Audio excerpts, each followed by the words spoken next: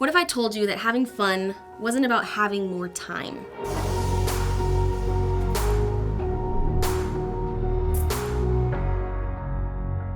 It's not about having more money or more friends or more outgoing personality. No. What if I told you that it actually has more to do with your internet browser preferences? Okay, hear me out. So there's this experiment done in the workplace, and they wanted to know, why do some people thrive at their jobs more than others?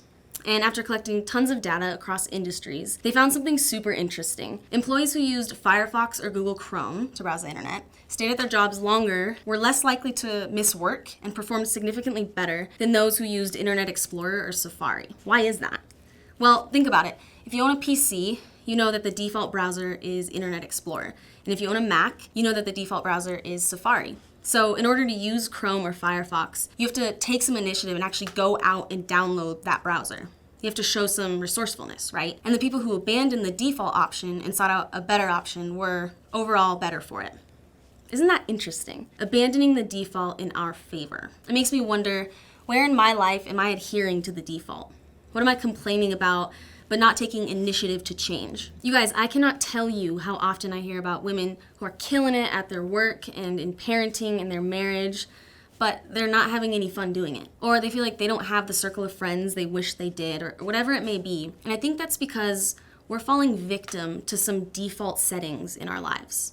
So here are 3 quick ideas for how to abandon some of these pre-installed settings that aren't really serving us well, so that we can create more fun, because you guys, fun is not frivolous, it's essential. So first thing is to try something out of the ordinary, something considered unconventional, like breakfast at midnight, or tent camping in the backyard, or wining and dining your spouse instead of the other way around. Ask yourself, what would make this more interesting? And then try it out and just play with it. Second thing, and this one's huge, you guys, reach out twice as much as you respond. So if you wish you were invited to do more fun things, make sure that ratio reflects that you're inviting people to do fun things even more often. If you wish your long distance friends checked in on you more, make sure you're checking in on them even more frequently. If you're offended that you're always the friend asking to grab coffee or dinner, don't be. Whoever said that 1-to-1 was the ratio for friendship effort probably didn't have many friends. So just be way more generous with your attention than is considered fair or even. And the third thing is to take note of your default state. So what is your default inner state? I think 2 of the most common modes of ours are busy and tired. What an uninteresting thing to be known for. So when people ask, how are you doing? How's life? Let's take these 2 words out of our vocabulary. And not because they're not true, they're very true, but because there are other things that are true too. Like, how are you doing? I'm dizzy with love for my babies, or ready for a glass of wine, or eager, or extraordinary. Life isn't happening to us. We're not victims to our experiences. We get to create them.